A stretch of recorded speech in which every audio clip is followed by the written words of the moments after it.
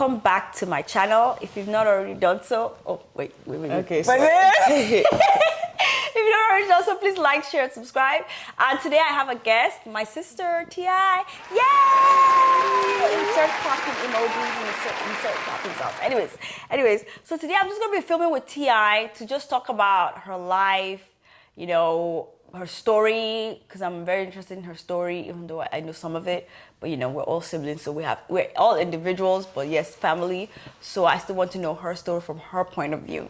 Okay, so let's start with, tell me a little bit about yourself. Tell me, like, where did you come from? Where, you know, like your childhood. Well, I'm from Lagos, Nigeria. I came in 2007. I came with my family, you know, and what did you like to do as a child? As a child, I always wanted to dance, and I didn't get the opportunity to dance. So now I'm dancing. You know, now I'm living my dream. So, that's interesting. Okay, so what about your childhood? How did you grow up? What was it like growing up in Nigeria? I grew up mostly with fishes and snails. It's true. I grew up with my mom's catfish farm in Nigeria. My mom owned a very successful catfish farm, and Lanre was in boarding school. Ade was with mom. I always tell people Ade was under mom's skirt because Ade was so small that mom only allowed him to be around her. Like, and then she carrying him in a swaddle? No, she'll let him play or whatever when she's doing her business meetings. So sometimes you just be literally under her skirts, like under the table. Yeah, under the table, like under her skirt, you know.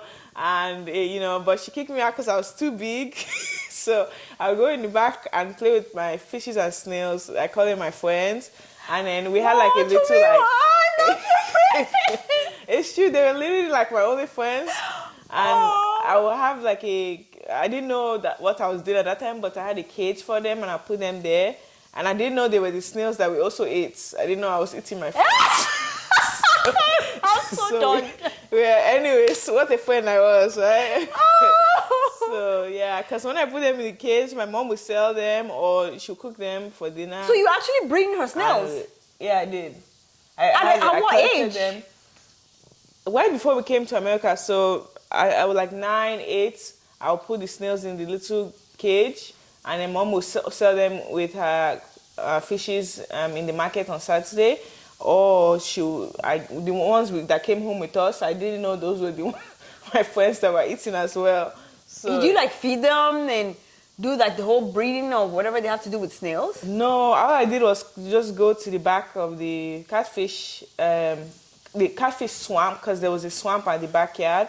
And then when it rains, I'll go and collect them from the walls, and I'll put them into the little cage. It wasn't little. I remember it being the blue one right beside in the back of the factory beside the tank. The back of the factory, there was this. It was big though. Yeah, it was like many. They had like maybe 6 to 9 or so, and then she had like little cubicles for them. Oh, I didn't. Yeah. Okay, probably don't remember that. Oh, okay. And then what was it like? Wait, why did you say you had no friends? Like, did you not go to school? I did, but so I was always alone. You know, I was always very lonely as a child. Not really actually lonely, because I didn't really know what lonely was. I was content with being by myself. And then the snails and fishes were my friends because I felt like they could understand me without having to talk, if that makes sense. Yeah. So, yeah. So in school, you didn't take any friends out of the school? No. All of my friends were mostly like situational friends back in Nigeria. Okay. I never hanged out with them after school. They never contacted me. Even when Facebook came out, no one searched each other up. So that's how you know we were not like that. Really friends. So, so what was it like moving to another country and starting over? It was cold. Cold? It was cold. To Texas. It was summer when we came, though. It was, but then it was colder than Nigeria in the winter time. And you have to wear a jacket. I mean, we have been to a cold place. We went to London, which was cold, but that was for like not long. Yeah. Now we're staying in a place that's cold in the season. So for me, I think that started to like really set in, like, man, it's not warm here anymore. And I didn't really think I really enjoyed actually being here. But also I didn't necessarily want to go back because everybody was here, you know. Yeah. So this was what I knew now. Yeah. So, but now there's no snail and fishes as friends. Do you have actual friends this time? No, the only situational friends. So that always kind of followed. Like when we first came to Texas, it was situational friends, and then when we went to El Dorado Hills, it's funny because the counselor will always tell my mom like, "Oh, your daughter has no friends," because I went to this. My friends were having group therapy. And they were saying, Sarah did this to me, and Angie did this to me. And all of them were talking about what they hurt, and it was a group of 5, and I was just there, and I didn't have anything to say, and nobody asked my opinion. I think that is when I knew that those were not my friends. Gosh, So yeah, that's so sad, but you're so cute. it's okay because whenever I see my brother at break time, because we went to school, he'll pass me by at break time when he's going to lunch. I'll give him a hug, and I'll give him a kiss, and then we'll walk back home together, and the walk was 2 hours, so... Yeah, but we were very close at that time. So it was long. nice seeing him, just giving him a hug. So you still didn't have friends even in high? Did you go to high school in that area, in the El Dorado area? No, I went to high school in Sacramento. I went to a Russian, like Slavic high school. I was very Christian. I did have friends that I hanged out with outside of school sometimes. However, I never hanged out with them in summer. So that's how I felt like it wasn't a strong friendship. But at this time, I can't even blame them because I also didn't really try. Because I also always felt like all my friends in the past were situational friends. So after high school, I was like, whatever, I'm not really going to try because everything in the past has been that. So why should I even try to change the past now? But I felt like some of my friends in high school were actually genuine friends. And I could have continued those relationships on if I had held on to it. But at that point, I carried, I won't say a burden, but I carried the emotions of always being alone. So then I defined my reality as always being alone, if that makes sense. Yeah. So even in Sacramento, you still, when you guys graduated, the friendship didn't make it past that. No, but some of them did try, and they would host like meetings, in the summertime. But I just kind of I already shut them out because I was like, I know how the story goes. However, they did try, and I wasn't open to seeing their effort. So that one was on me. I take full responsibility for that one. Yeah. And then when you went to university, When I went to university, now I still have that emotion. I'm always alone. So no matter what, when I have friends or something, it ended up me not having the friends I started with at the end.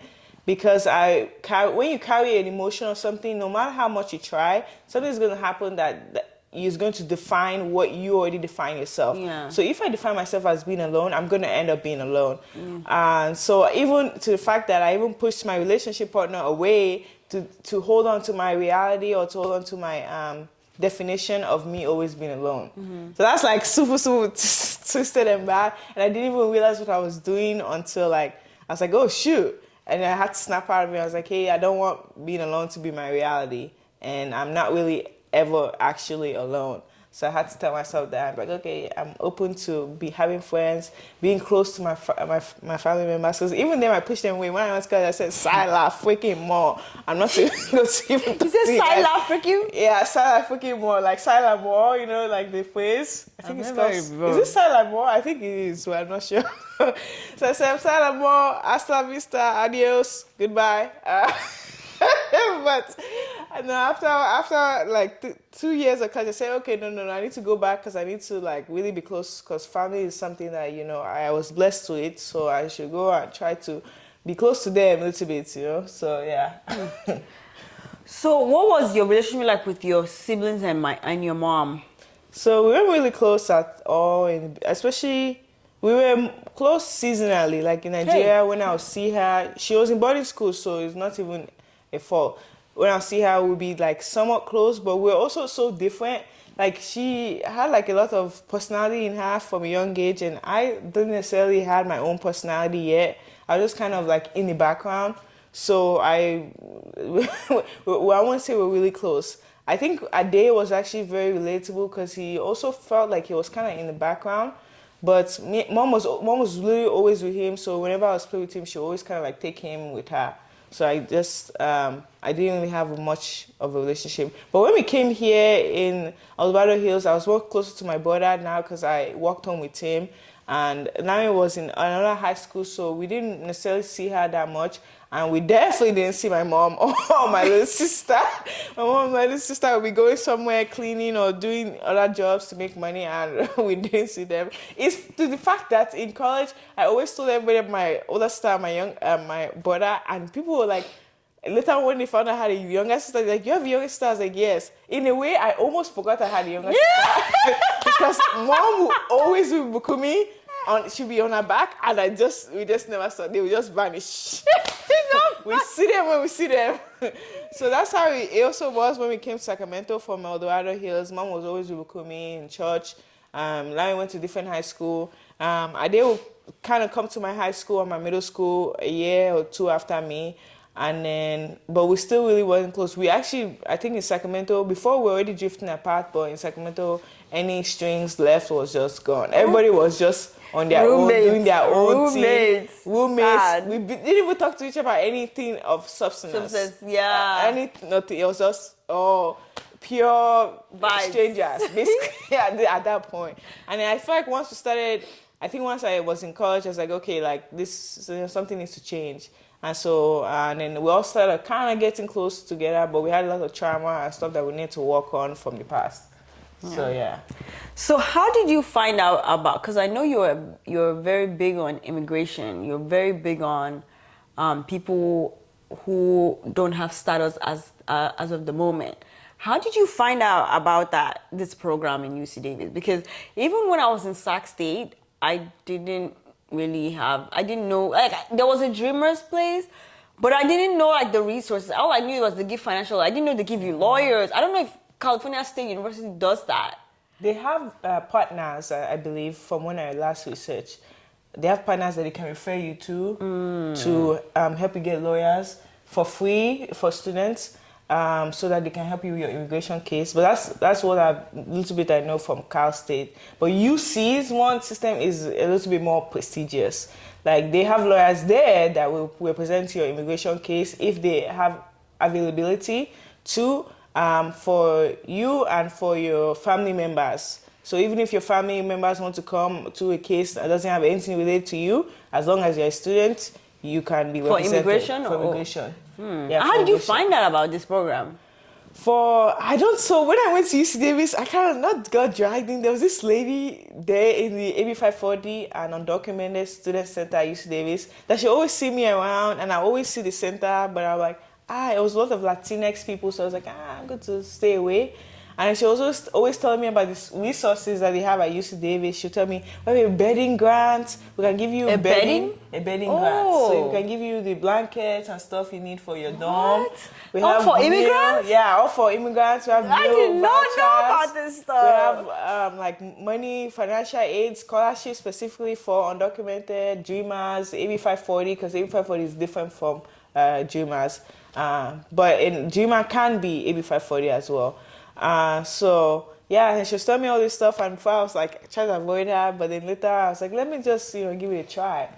So afterwards, once I became acquainted with her, one thing led to another, and then I was working with UCLA Labor Center. I was working in Sacramento Immigration Coalition, but that was the start. I believe that was the real start of the immigrant journey. What do you mean by Dreamer can be AB 540 but not the other way around? So Dreamer is someone who has a social security number and has like limited protection here in the United States, I believe. Limited protection as in they have a social security number and they can't be as deported unless maybe a criminal. But AB 540 is like you have been in the United States you have taken school in the United States for like 2 to 3 years. So that can help you qualify for financial aid. So AB 540 is mostly about like the financial aid part of it, but Dreamer is more about like, having social security number. But not being a U.S. citizen. But not being a U.S. citizen or, I believe that's how I would define it. And how was this program? When you started working for them, how was it? Like, then you started to learn all these resources? It was actually, it was very good. Like, seeing a program like that, I don't think I've ever seen that much resources for immigrant dreamers and a lot of other different people that didn't fit the spectrum. They really try their best to help them. Like a lot of sometimes people might not qualify for the AB 540, so they don't have financial aid. So they really try their best to, provide them sponsors or something to help them be able to meet some of their academic goals.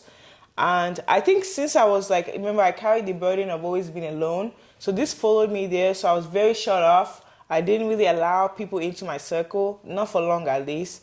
So I felt like I had the opportunity to be a representative for Black immigrants because there was not a lot of Black immigrants or other immigrants that are not Latinx in the space. I had the opportunity to bring them in the space, and I think I failed terribly because I was so stuck up in my own world that I didn't really take the action to speak up my voice for the whole of the group. It wasn't until actually after I left UC Davis that I started to be like, you know what, if I have this voice and I see that a lot of non-Latinx people are not willing to come forward, I need to be able to use it. And then I got many more opportunities to redeem myself later on, and in a way I kind of felt bad that I didn't take more action. So when I had the opportunity to redeem myself, I just took it because I was like, you know what, I can't change what I did in the past, but I can't change what I'm doing now. So then that's why I started to get involved in like Black Immigrants Got Talent, Immigrants Got Talent, and if they have an opportunity for me to speak, I will try to take it. And then I remember you having an opportunity with the president. What was that about? Like with Kamala Harris, and then she was the representative. Oh yeah, so it's funny because I work for UCLA Labor Center. UCLA? Yeah, I work for UCLA Labor Center as an immigrant justice fellow. Also, I didn't feel like I really put up my role. Like I didn't feel like I stepped into that position as well. But I still got a chance to have my certificate of accomplishment signed by Kamala Harris. So she was a representative, and now she's the now she was the VP. VP, Vice President. So before she was VP, she signed it. So when she was VP, I was like, oh, well, I have something like from someone high up there. And then I think you also talked to the governor of California. What was that one about? My So sister was gone places. Period. A lot of people actually gave me the opportunity to take it, and this is when I started to actually take action. So the Immigrant Rising group, they had an opportunity for me to, as a Black person, see my Black experience as a student to Governor Newsom in order to, help him better understand. So when he signs bills and stuff, he can think of students, or he can think of Black students, or LGBT people, X, Y, and Z. So there was different people that represented different minority groups.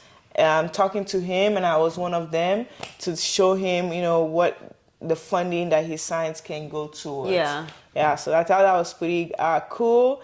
And so you met him in person? No, I met him through Zoom. Yeah, but you was there. He was there. Yeah. Hey, now you can come. You don't go places. And what's that song that they did? They never see me coming. Yeah, so I'm really thankful I got the opportunity because I really don't feel like I stepped up to the plate before in AB 540. So this opportunity, I was like, let's go. Let's go.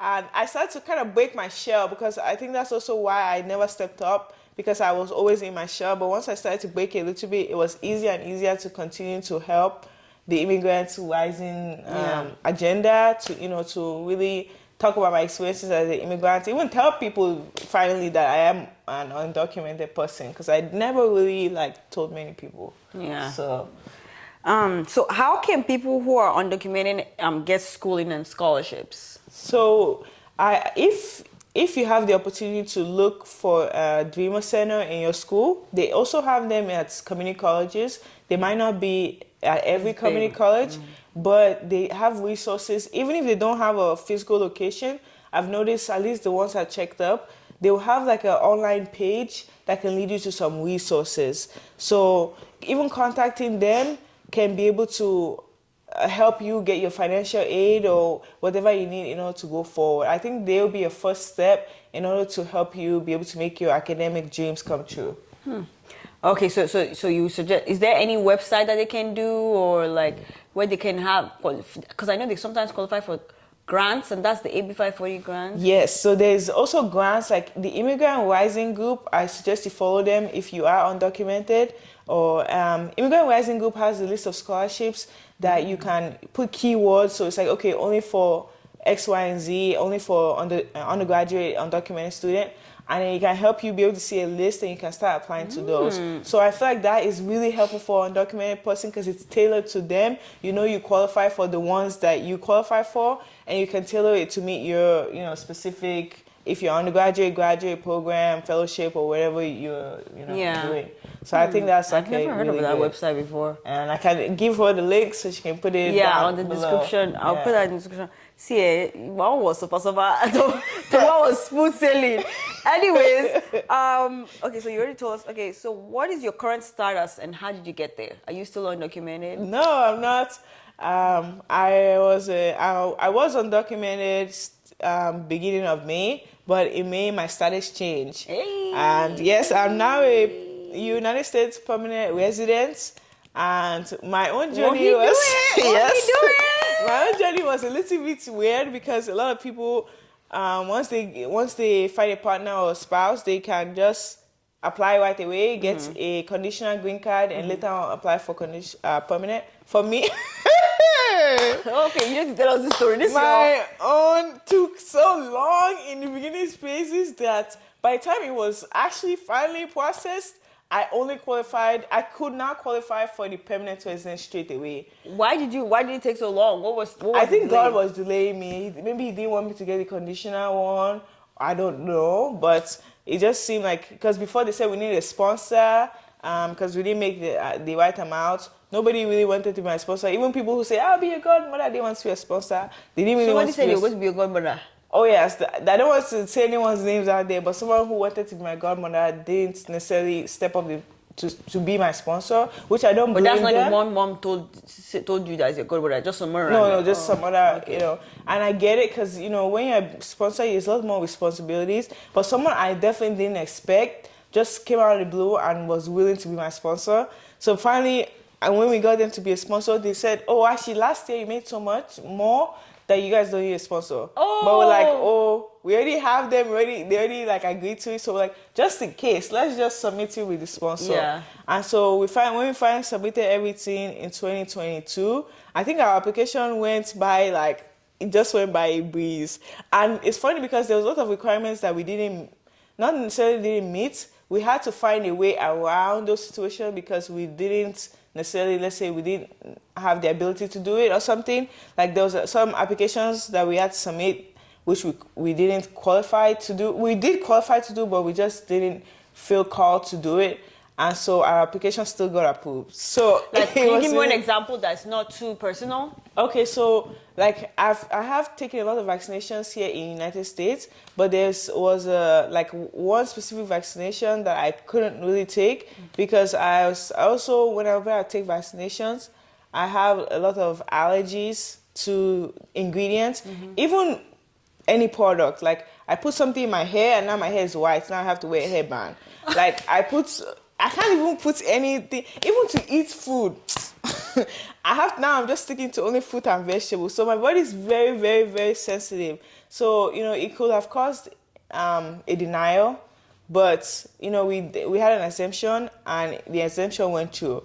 We were taking a risk there, but the risk worked and we continued on. So that was one of the examples, and before we didn't think we had sponsors, so we did, so all these things that came up, and we thought would have disqualified us from getting a permanent resident. God said, you can do all this, so I'm just delaying you. Once I'm ready for you to get this thing, you get it. So I think that's what really happened. You said sometime that there was a mistake in one of your applications because before you apply for your green card, you used to apply for the AB5, the DACA, but you kept getting denied. Oh yes. Yeah, and then you say what happened with that? Okay, so when we went to the interview. And I'm so blessed and thankful for the interview. We were sweating, even though there's no illegal thing we're not doing counterfeit marriage or whatever. To each their own, I would say that. But when we were there, the lawyer we're just talking about Hawaii. I mean Miami. We're just talking about Miami. He didn't really ask much questions. It's just like, wow, like God is good. Because, I mean, we'll have got the questions right, but, you don't always know every single detail. only Like, God. what color toothbrush? We're going to remember. He was going to remember that color toothbrush. The toothbrush change every 1 month, Yeah. like, it can be green today, blue to next day. Or what color underwear? What if they don't wear underwear? What do you say? Like questions like that. And if they check, they just see well bomb. But going back to your question, let me take a breath. Sorry, disqualify yourself. Yeah, so when you apply for DACA, they kept saying no. Okay. Why? Okay, so when we were filling out that application, we wrote that we're part of clubs, which we thought, because we're in NHS, National Honor Society, we're in a lot of these clubs, like in school. So we thought, oh yes, we're part of clubs in school. So the immigration person, when she was there, she said, okay, I pulled up your DACA application, which was also the reason why, not the reason why it was delayed for so long, the reason why we never got DACA, or even though we applied like 2-3 times. So she said, oh, are you a part of clubs? And I was like, and then, something actually told me, ask her what clubs instead of saying yes again. I was like, okay, what clubs are you referring to? She's like, political clubs. I said, oh, no, I'm not a part of political clubs. She's like, okay, you said that you were in your DACA application. I was like, what? I said, no. I'm pretty sure I was talking about school clubs. She's like, yeah, you said yes, but we don't know that it was school clubs. You just said yes. I was like, how is 14-year-old going to be a part of political clubs unless they allow underage members? But I'm glad she asked me that. Because. And I'm glad I asked her what club she's talking about, because Is this your lawyer or this is the immigration officer. When you were doing your interview for your 10-year green card? Yeah. Oh wow, she asked that? She asked, that was the only, we're talking about Miami, but that was the only question, one of the only Was your questions lawyer there with you on this day? So my lawyer, our application took so long that, in UC Davis, they have not fellowships for lawyers, so you have maybe 1 year fellowship, and then you have to pass the bar exam for the lawyer in order to maybe stay another year. So the first lawyer we started the application with had already left. Second lawyer had already left. Oh my God. And we were on the third lawyer. So the third lawyer couldn't make it at that time. They were on vacation. So a lawyer from UC Merced, the one who represents UC Merced undocumented individuals, came to the interview. Just to be there to represent us. That's how the UC, when they take on, if they decide to take on your case as an immigrant, they will fight for you. I'm telling you, they'll fight for you, and I'm so blessed. So basically 4 lawyers. We went to the application 4 lawyers, but we got there. We did it. We did it. So that's interesting. I guess when you are feeling this now, it's just better to go with a lawyer, because these questions are so intricate that if you don't know, I mean, they have explanation, but my dear, it's too stressful. Just go with the lawyer. Yeah, and it's the amount of pages. Yeah. It's to miss something. So if you have the opportunity, and maybe a lot of people don't want to do lawyers because it's not free, but if you are a student of UC Davis, or even CSU or community college, go and ask someone. You never know. You never know. You don't have to tell them you are undocumented. You can just tell them you're looking for a lawyer for immigration. There's a broad range of immigration, so they don't necessarily think that you are undocumented. So, yeah. Okay, moving on from immigration. So this is probably the last one. So tell us about your business. I know you have a business. Oh yeah, yes. I have a fashion business. I have a fashion business, but I'm trying to redo what I did, because I feel like when I rushed into it thinking that this was the only business I had because of my immigration status at that time. So now I'm trying to redo the fashion business in order to make it a little bit have more meaning. What I'm doing at this moment is taking clothes from Goodwill and really upcycling them from scratch. Mm-hmm. Even though it would make more sense to have fast fashion, but just knowing that so many of the clothes, like 1-point-something million, goes to waste, it just doesn't make me personally feel motivated to just do fast fashion. So this one is a lot more slower process, but I feel, this is something I like to do for fun. Might as well, And I realized something, I don't like sewing. I always hated sewing. I only did it, even though I went to school and did sewing. I only did it because this was what was my dream, was fashion. I just didn't want to be those fashion designers who just command their seamstress to make something in unreasonable amount of time and a reasonable amount of pay. So I kind of wanted to see what they went through, but I never actually planned to continue sewing afterwards. So now I decided that until I find this, maybe someone who really is passionate about sewing, I'm just going to do it a little bit differently. So now I take the clothes from Goodwill and I kind of like not having to sew. I use the different ways to put the African designs on without actually having to sew the clothes. And I think it's actually a lot more interesting to me. You know, that's something you can do with a day, right? Because he does that. His clothes, because he just takes the clothes and sells them. So I can even take his clothes on it and just kind of put my stuff on it and sell it. Because I realized when I was YouTubing, I saw different people making clothes without sewing. And even though I didn't copy their methods, that inspired me to think outside the box. Because I realized, like, I remember I was always in my shell. And because I was always in my shell, I could never really be creative with anything I did. I always stuck with the basics. But once I got outside my little box that I created, I realized there's a lot more things that you can do once you stop limiting yourself, right? Yeah. And so now what I do is I kind of tear the clothes the way I need to. And instead of sewing the clothes, I use, it's like a sheet that comes, and then you can iron it between the first clothes and the second clothes, and then it stays on. You can wash it and stuff, and it still stays on. But there's a lot of different. It's like a glue. It's kind of like a glue, but without being a glue.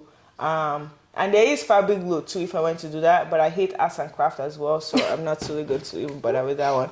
So, but this one I find it more therapeutic because I'll ask my sister and my other sister when they do. One of my sisters is crochet. She does crochet, and my sister makes wigs. And she said that when I asked her, she said that the sewing was therapeutic. And then my other sister would say her crochet is therapeutic. And then every time someone asks me about sewing, I'm like, it's stressful. I never said, oh, sewing was fun. No, I always say this way. I always hated it. I personally didn't want to do it. And I feel like because I didn't want to do one part of it, I just wanted to do the other. I think it slowed my business down. So I'm like, what can I do to still have my business and still be able to do the work for my business in order to take my business forward? And this was the solution I found. So now this is what I'm going for. And it's fun. And, it makes me want to actually do it. And I don't enjoy it as much, so that's a huge improvement. So yeah, I think that's all the questions I have. Do you have any other comments that you can think of? Any other advice for those immigrants out there who are just lost and just don't even know where to start from? Any other things that you don't think you've mentioned before? For me, what I realized is yes, it's really easy to say, especially now that have permanent resident, but where before I had permanent resident, it was really interesting. I changed my whole mindset about being undocumented. Right before I even knew I was going to get it, I decided I'm not going to allow undocumented to stop me from living my dream. If my dream is travel, maybe I can't go outside the United States, but I started traveling like inside the United States. I started finding ways to make my dream come true. And then once I started doing that and I told myself I'm not going to let undocumented stop me, interestingly, the next day, I became a permanent resident. I'm not saying that's going to happen to all of you all, but I'm saying that changing your mindset is definitely going to take you further. And then once you have that mindset, look, you're running on gold. Nothing is going to stop you from anything. Any single thing you want to put your mind to. I'm all the way up. Yeah, nothing don't stop me.